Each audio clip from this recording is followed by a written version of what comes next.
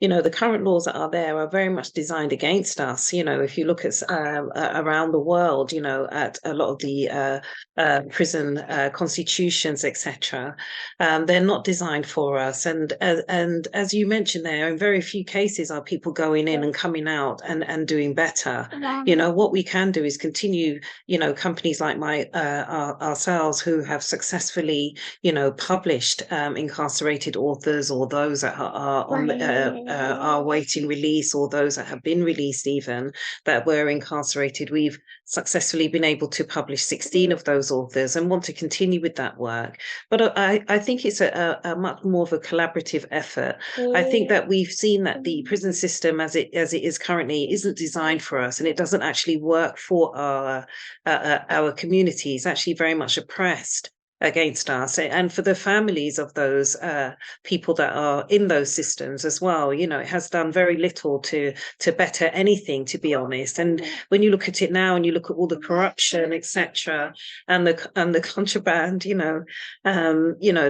that's being brought in, by the administration staff that work there. And I think there also needs to be like a wider conversation, about, why is so much of the administration Black people that are working there? Isn't there something that should be, isn't a change of mindset needed? I mean, it reminds me very much of the oppression and our history, of slavery, of Black on Black crime even, it's as horrific as that, to know that even continues in this day and age. I mean, it's something that we should really be looking at to redress. And I think that a political voice will definitely help us in that area as well. And I think we need to get our own framework. Well, I think for everyone that's ever been inside a prison or found themselves in that sort of situation, when they come out, there should be immediate access for a mental health assessment as well, to see how, not for mental health purposes, but to see how they have been impacted mentally. I think that there are many ways, like I say, and that's just a few of them, of which we can engage and try to make things better. I think that if we longer term seek to take on the issues of those that have fallen within that system from our own demographic, I think we can do a much more successful job than the one that's currently being served at present.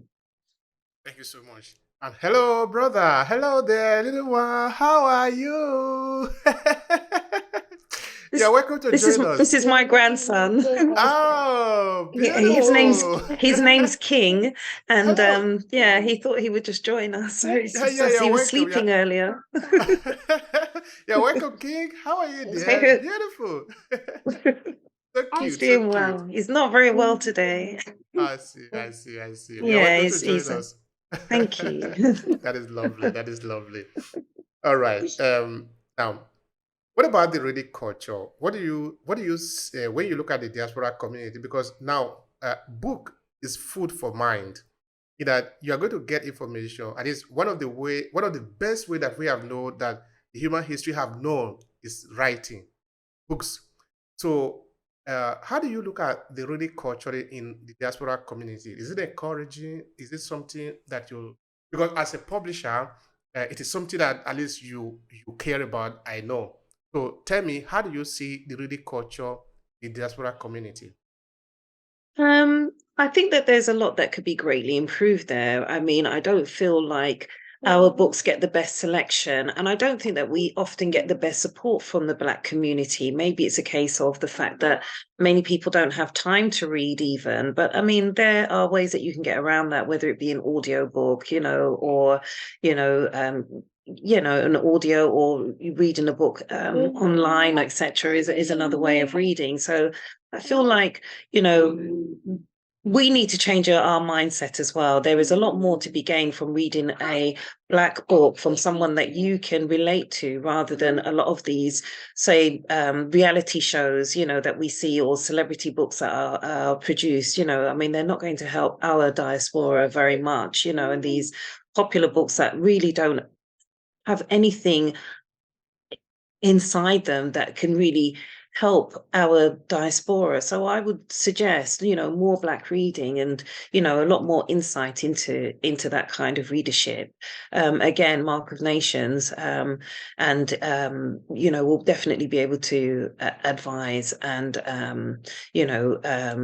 advise and definitely, be able to help promote, the type of reading that we should be looking at in terms of our diaspora if we want to sort of look at some of the things that are going on currently today and what we need to sort of be tackling, in order to make things better for our own diaspora.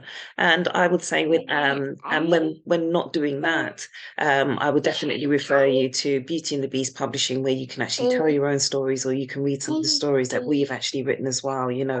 Myself and my co-founder are authors within our own rights. I believe he's on here, my co-partner, Andrew Foster. He's probably on his 12th book, I would say, at the moment. So he's got a budget of his own. We've got quite a large selection, and I also have 9 books of my own out as well. I'm currently trying to finish my 10th. So yeah, I would definitely steer you in that direction, because we definitely have good quality reading. I mean, in particular, my business partner has written 5 poetry collections, and he's about to publish the 5th, but all 4 of his previous collections are being taught as part of the national curriculum in a range of universities in the United States. So they're definitely worth reading, and are very good quality material. I'd certainly encourage more reading within our own diaspora. Thank you for Definitely. that. Thank you for that. We need more content into the diaspora community, and thank you for those of you that are writing, that are contributing, and that are creating content. We need it. We need it. Yeah, we All we right. have we have a Yeah. lot of content. I think that Mhm. we need to have more content, especially for today's society that they can relate to. But there's plenty of old content. I just think it needs to be promoted more, and a lot more marketing as well, and a lot more interest. All right. So how do you embark on book marketing as a publisher? Because now you have about 9 of your book that are already out there. You're writing your 10th. Now, Yes. for maybe a writer out there in the diaspora community who want to put his or her work out there, you might want to know some tips and strategy on how to market the book. What do you have to say about that? I think it's very, very important. And I think there's lots of ways in which you can do that, whether it be word of mouth, continuously promoting the book as early on as you can as well is really, really important. We're very lucky in the fact that we don't just write our own books, we also write for, a wide selection of people around the world as well. So our books are already out there internationally. And, whether it be by accident, but I would like to say it's probably more intentional, without even doing too much marketing, just doing the normal standard amount of marketing and promoting, whether it be, 2 to 3 times a week, and even if we have quiet weeks, we're always approached, people always want to engage with us. And we also have some really good associations as well that we are linked with that also help. So it's also very good networking as well is very important. And I think just having a passion about, doing what you do, people just put the word out, somehow the word gets out. I'm very surprised when, I get an influx, my inbox stays busy, I can't clear it enough, for the amount of interest, that people have in the work that we do. I suppose in however we engage, whether it be in this setting or in any other, people can see that we're very genuine about the work that we do. And I think that it's within itself really stands us in good stead. I'd also like to say as well that I think that our work is very much, one that's quite divine, and quite anointed, and that's something that we kind of, sing true to. Our strapline is, 2 souls, joined by divine connection. So that's how we view things, and I suppose with that, that's kind of aligned with us and our message. And we're very genuine about the work that we do, and we want to do much more of it as well, in creating that legacy for around the world. We want to be a part of those stories, in helping to fulfill them.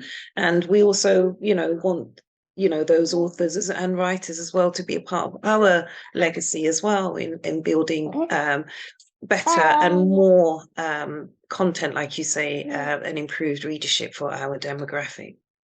Thank you for that. All right. Now, what would be your encouragement to maybe a beginner's writer in the diaspora community, very briefly, to conclude the conversation? So I would say one of the best places to start is to contact us at Beauty and the Beast Publishing. We have our own Writers Academy, which is called Snazzy Drafts Writing Academy. And there we teach those that are really interested in doing this for a living. We teach them the skills of being able to write books from a blank piece of paper, all the skills that they would need to be able to fulfill writing a novel or a book, or any type of book it is that they desire to write, and tell their story. So we offer that.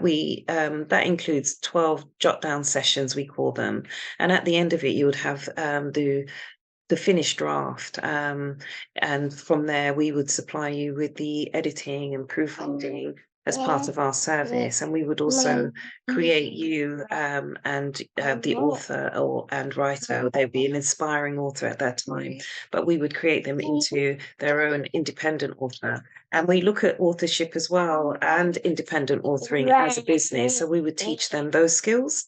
We would teach them as well the very basics to do with marketing and promoting. And if they're also interested in being able to do this in the future for their own community, and to serve other people in the way that we do, we would also encourage to show them how to do the publishing side of it as well. Thank In you a so much, nutshell. Shara. It has been a pleasure talking with you here. Thank you. And you, from me and my grandson King. Say bye-bye. Lovely, lovely, lovely. I have two guests today. This is a conversation of three. Beautiful. It is. Thank you so much for having us, Ove. I look to forward to speaking to you very soon. You're welcome. You're welcome. It's a All pleasure. right.